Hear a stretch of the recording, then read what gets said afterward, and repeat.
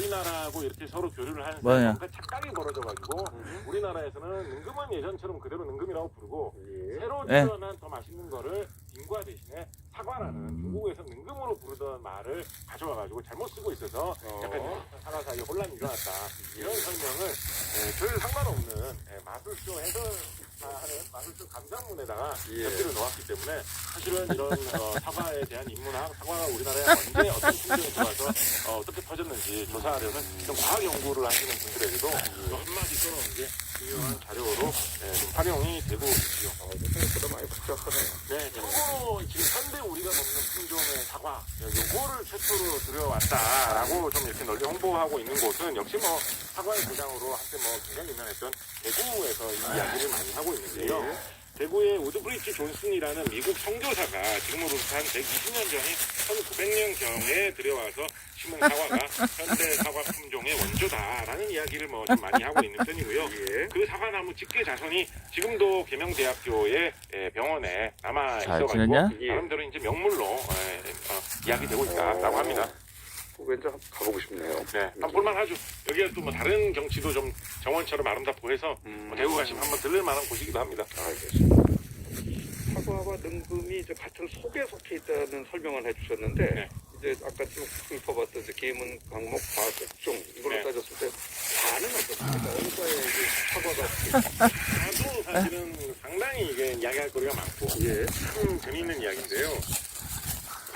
보통 우리가 이제 일상생활에서 흔히 누구하고 누가 비슷하면 과가 비슷하다 이런 얘기를 되게 많이 하잖아요. 너하고 걔하고 좀 같은 과야 비슷해 뭐 이런 이야기 일상생활에서도 많이 하는데 그 여우 늑대 개과라는 집이 어디냐? 뭐 호랑이 고양이 과다 이런 것처럼 아유 너 밀치지 마. 이거를 처음 이거 뭐 농작물 집이 어디야? 신분들은 사실처럼 다 아시겠지만 집? 농작물에 관심 없으신 분들은 이거 알면 좀 처음에는 천마라고 또 왜 이래요? 사과는 장미과로 분류가 됩니다. 그건 정말 상상 못해봤어요. 네, 장미과가 굉장히 큰 과입니다. 그 장미과에 별의별 식물이 있는데요. 뭐 장미하고 비슷한 느낌을 주는 뭐 장미꽃, 찔레꽃, 해당화 뭐 이런 것들 당연히 장미과에 포함이 되어 있고요. 그거 말고 사과나무, 배나무, 뭐 모과나무 이런 것들이 전부 다 장미과로 분류가 되어 있습니다. 우리가 꽃을 먹지 않아서 그렇지 꽃은 장미랑 비슷한가 봐요. 그렇죠. 사과꽃이 이 불그스름하게 이렇게 피는 게 보면 다섯 개의 꽃잎으로 이렇게 피는 게 상당히 아름답게 생겼는데요. 집이 어디야? 보다 보면 장미에 지지 않겠구나라는 생각도 들고요. 또 가만히 생각해 보면 집이 어디야? 장미도 꽃이지만 이렇게 나무에서 피어나지 않습니까? 저기요? 그것도 이제 사과 저기? 나무 같은 나무에서 꽃이 아름다운 것과 좀 공통점이 있죠. 우리가 과실만 취하다 보면 그렇죠. 이 꽃을 보지 않아.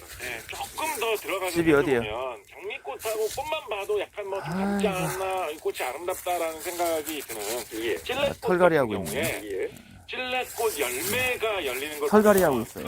안 써. 안 때려. 아이고. 없는데요. 근데 뭐 약재로 쓰신다고 해가지고 뭐 한의학에서 요걸 따가지고 뭐 강화시켜 썼다라고 하긴 하는데 보면 그 모습이 꽤나 사과하고 비슷하게 생겼습니다. 굉장히 작아서 그렇지. 그리고 장미 같은 경우에도 생각을 해보면 장미도 꽃이니까 뭐 열매가 맺히고 씨가 많이 있고 하지 않겠습니까? 집이 어디야? 장미도 장미는 이제 반대로 사과는 우리가 열매만 취하지 꽃을 안 보는 것처럼 참 그럼 장미는 우리가 이쁘게 꽃만 생겼네. 취하지 그 장미 열매를 보려고 별 생각 안 하잖아요. 그 열매 있습니까? 근데 칼 장미를 색깔만 장미가 열매가 열리는 진돗개구만. 품종으로 잘 길러보면 장미도 열매가 열리는데 장미 열매를 보면 좀 볼품없고 작게 생겨서 그렇지 알그스름하니 사과하고 묘하게 닮은 그런 과일이 열리거든요. 그래서 사실은 뭐 장미과에 그뿐만 아니라 뭐 딸기라든가 뭐 산딸기 이런 것도 장미과에 속해 있기 때문에 굉장히 많은 우리가 맛있게 먹을 수 있는 과일들이 장미과에 많이 포함이 되어 있고 요거를 조금 더 과학적으로 생각을 해보자면 먼 옛날에 이 장미의 조상이 되는 어떤 식물이 과일을 탐스럽게 맛있게 열리게 해가지고 그거를 동물들이 먹게 한 다음에 동물에 의해서 씨를 퍼뜨리면서 좀 생존해 봐야 되겠다 하면서 진화한 어떤 그런 알았어. 장미 같은 것이 있었는데 그게 이쁜 여러 별을 가지로 다 진화를 만나다 하면서 믿기지가 퍼져가지고 않는구나. 빨간 과일이 맛있게 열리는 것은 사과가 되었고 조그마한 크기로 자라나는 것은 딸기가 되었고 꽃이 유독 예쁘게 자라나는 것 진화한 것은 장미가 되었다 이런 식으로 해석을 해볼 수 있을 것 같습니다. 장미가 생각보다 이렇게 영어를 한번 들어봐야겠네. 저희 안에도 장미에 그러니까 이제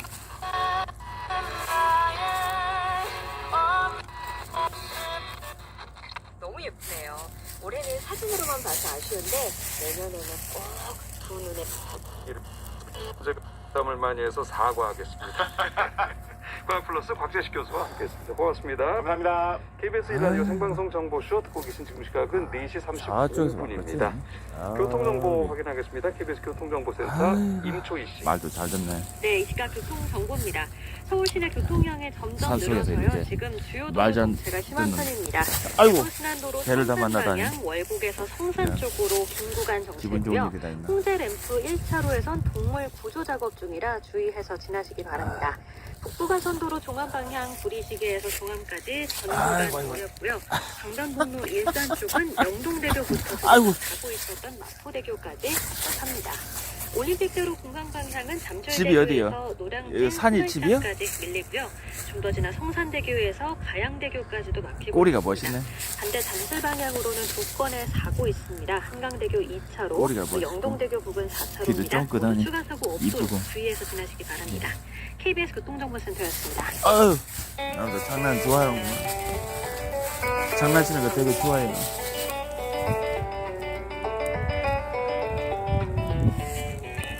KBS 1라디오 주말 생방송 정보쇼 스마트 스마일 스포츠 3S의 사나이 최승돈 아나운서를 아시나요? 너 산속에서 뭐 두고 지내냐? 약열기 치상사를 접하는 어? 중입니다. 약으로 보는 세상. 산속에서 뭐 두고 지내? 털갈이 하고 있구만. 어서 오십시오. 털갈이 아니라 막 예. 털이 막 뚝뚝 빠지네. 가족계 획을 위한 영양제 털갈이 하고 있어. 뭘까요? 이 머리. 아이고, 아이고, 아이고. 잘안 떠오르는데. 가족 계획.